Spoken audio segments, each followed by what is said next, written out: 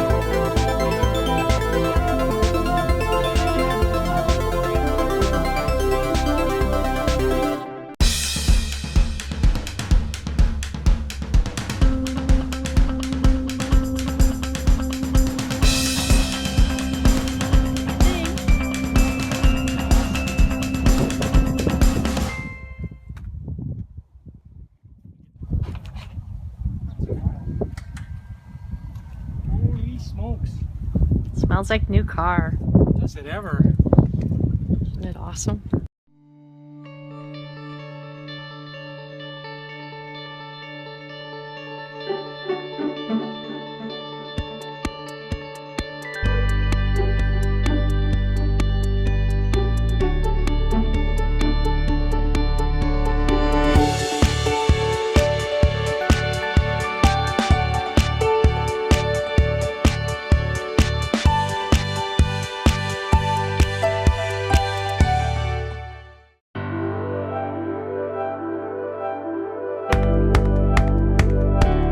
And the first thing I want to do is fill you in on just what kind of a year it's been. We've done a lot of driving. The first year that we had the Tesla, we drove 58,192 kilometers. That is a lot. That's almost 5,000 kilometers a month. Two big notable trips from this past year, from Calgary to Anaheim. We went and took our kids to Disneyland. Drove down there pretty much for free. I think I calculated it out to being about $3.40 Canadian. On the way down, we hit 16 superchargers. And then on the way back, we did it with 15 superchargers. So you can have a look. I've got the details on what it took us to get from Calgary to Disneyland, and then also from Disneyland back to Calgary. And I get into the details of kind of the elevation and the temperature. This was really what I did as a new Tesla owner. I needed to get to know the car, and what a great way to do it, going on a long trip. Phenomenal way, because you get a really good sense of what the car can do when there's hills involved, when there's snow involved. We're also fully loaded. We had myself and Tammy, my wife, and our 4 kids in the car. We had a Thule box on top, heavily loaded with luggage and all of our stuff that we went to Disneyland with. Worked out really good. Somebody waving because they recognized the Tesla. Now, I'll get into kind of the analytics of the data and how it broke down as to how much charging we did, but here's kind of a quick peek of all of the tracking that I do, and you'll see it, for when we got the car. We got it March 31st, so I started with April, and then May and June, and all the way through right up until today. I track on a monthly spreadsheet how much power we put in the car and how much we take out. And my objective is I want to know how much I'm paying to drive the distance that we drive. Am I paying for all of it? How much am I getting in benefit from the Tesla supercharger network, and how much am I getting in benefit from public charging infrastructure, which for us here in Canada is, for the most part, free. Now, I thought I'd share with you a little tracking sheet that I use. I built it actually while we were waiting for the Tesla. I was doing a bunch of research, watching a bunch of other videos on Teslas and seeing what people were doing with them. And I just wanted a way to plan for trips. I don't use it as much now, and it's really just for my own peace of mind, just so I can kind of see if I'm guesstimating what the car will be able to do. And I used to do that a lot. Like I said, I don't do it as much now because I've just gotten to know what the car can do. I don't have to. So here's a peek at kind of the meat and potatoes, all of those monthly spreadsheets, all of that tracking that I do. I pull it together all into one sheet, and I'm tracking kind of on a year-by-year basis. And then I've got a master spreadsheet that's going to summarize all the years for every year that we own the car, so that I can see at a glance how far did I drive in a year, how much did I charge off of Tesla superchargers in a year, how much did I charge off of public chargers, and how much did I charge at home in a given year. So now with that master summary analytics spreadsheet, it lets me do something really, really neat, and this is it right here. I can basically break down for the entire life of the car, which I need to know because I'm tracking to see when will this car be cheaper than a gas car. The way I've got it figured out right now is it's going to be just under 5 years, so probably around the 4.5 to 5 year mark. This car will be cheaper for me to own and drive than an equivalent gas car.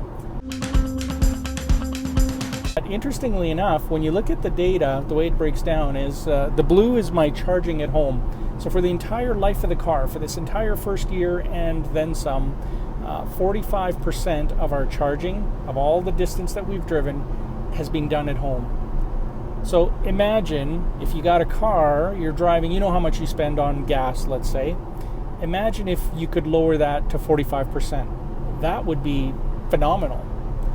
Now, in an electric car, because it's a lot cheaper to propel, this electric car, I've actually got that in the spreadsheet as well, it cost me less than 2 cents a kilometer. So I've rounded up 2 cents a kilometer to drive this car. That's how much the electricity cost is. Let's not worry about what the cost of the car itself is.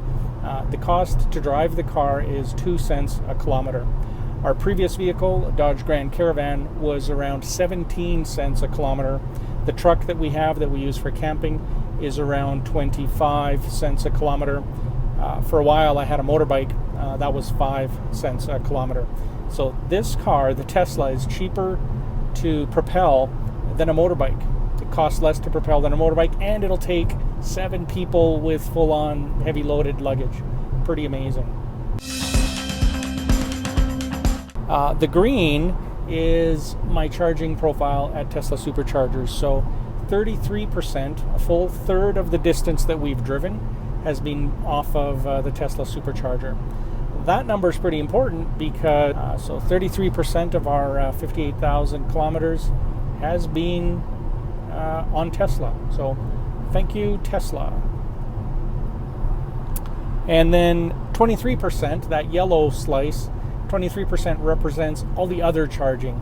So if I charged at a friend's house, or if I charged at an L2 charger, a public charger, that's free for us here.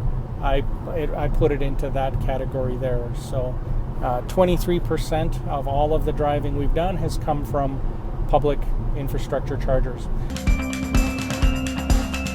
What I've got here is just a list of all the places that I've actually been to, that I've actually charged at. These are the public charging sites that I've touched, and I just add them to my my logbook, my spreadsheet, so I can see if there's one spot or two, and I can see, most importantly, what rate it charges the car at, which is a really, really nice thing, because let's say if I go to Edmonton and I need to make a choice to charge somewhere off a public charger, depending on where I am in the city, I pick the one that charges faster rather than the one that charges slower. Tools that are available, I use an app for iOS. It's available for Android as well.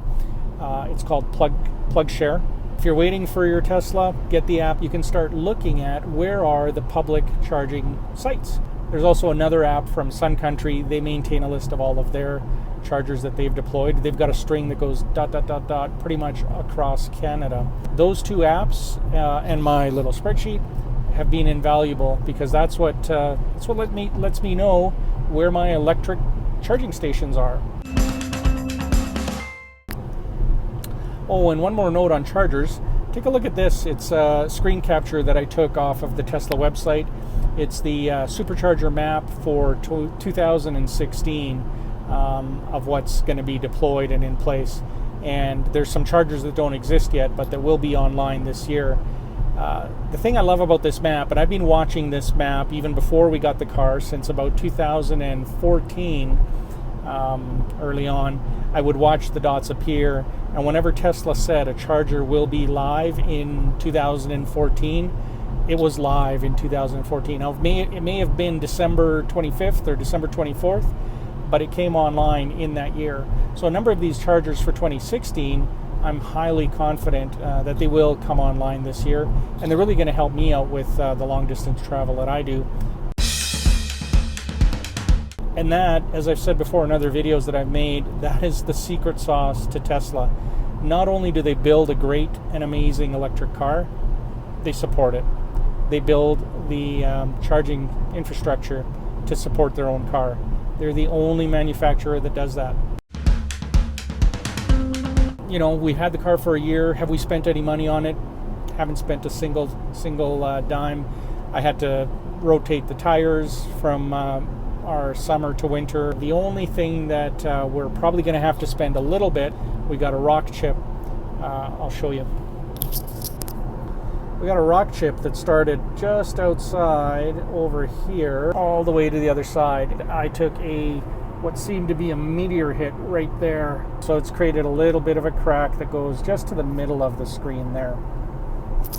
A cold weather thing I've noticed is up here, and you can't see it on my camera because it's up above, up in there is a camera, and the camera looks at the lines on the road. That camera in the winter, because of the high humidity of all the people in the car, sometimes can fog up, and if that happens, you won't be able to do auto steer, because of course it can't see the lines.